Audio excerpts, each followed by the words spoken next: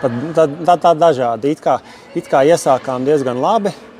Spēles, tas ritms it kā aizgāja it kā vienā brīdī labi, vienā atkal bišķi bardaks atkal sākās.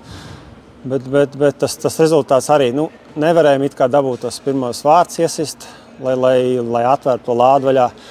Viņa kā liemeta, bet tā otrais periods bija arī tāds samocījis diezgan.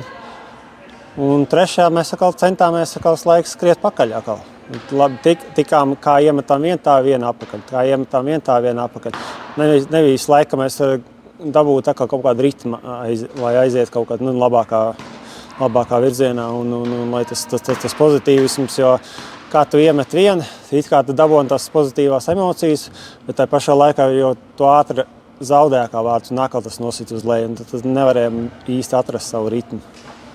Šodienas spēlē pretiniekiem vairāk puiši ar virslīgas pieredzi, un viens no galvenajiem varoņiem šodienas spēlē ir pretinieku vārdsargs Kirillis Namļinskis. Vai bija jūtams, ka viņš ir ar jau virslīgas rūdījumu un ka viņš ir viens no faktoriem, kāpēc šodien netikām pie uzvaras? Es neteiktu, ka viņš varbūt, man vismaz personīgi nelikās, ka viņš būtu baigi pavilka, kad varbūt mēs paši nevarējām atrast tos brīvos cilvēkus, lai gūtos tos vārdus. Tā, kad jo ļoti daudz vismaz personīgi bija tas, ka mēs diezgan daudz sasteidzām visādus momentus.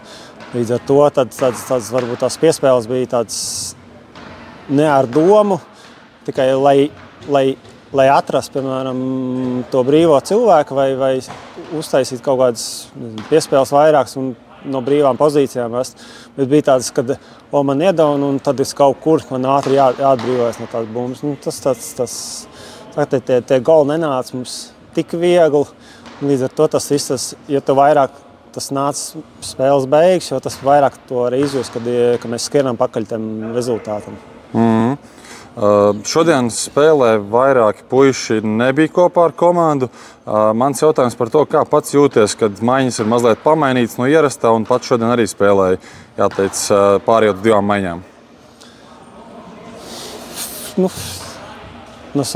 Izskrit mums pāris spēlētāji, traumas un vēl visādi gadījumi, negadījumi, kas atstāja savā veidā to ietekmi uz to visu kopējo fonu. It kā sākuma spēlēja pie 3. maiņas aizsardzībā, kas varbūt arī nav tas grūtākais. Brīžam liekas pat ērtāk un patīkamāk, vismaz tā bumba staigā pašam cauri, ja vismaz to spēles ritmu var dabūt. Tad pēc tam pārgājām uz 2, jo atkal traumas pāris spēlētāji dabu un vēl kaut kāds, varbūt ar kaut kāds, fiziskā bedra kaut kas notikās. Un beigās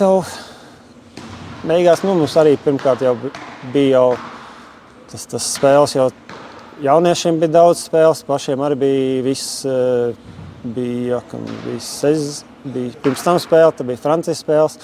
Protams, es kaut kādu savu veidu nogurumu tas atstāja šoreiz. 24. gadā esam izcīnījuši 4 uzvaras. Šis periods kopumā vērtējums, es domāju, pozitīvi.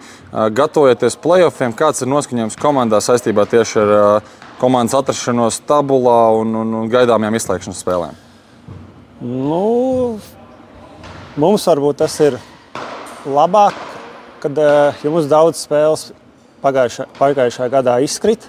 Mums līdz ar to šogad ir tas spēles ir vairāk un tas ritms varbūt mums būs varbūt vismaz cerams, ka būs vieglāk kaut kā uzķert.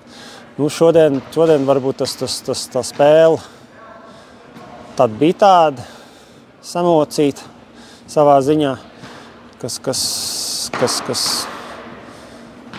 nedēļa varbūt uz beigās tas rezultāts nebija tas pozitīvais, ka mēs domāju dabājām, zaudējām. Jāprot zaudēt.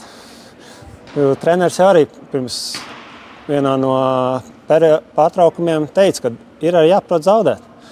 Vienkārši šitais ir jāpieņem. Lai arī mums varbūt tā sanāk, ja to var skaitīt, tad mums ir 2 spēļu zaudējums tagad. Bet Tas ir normāli, jāprot zaudēt. Labi, paldies, Raiti, un noteikti veiksmi turpmākajās spēlēs. Paldies!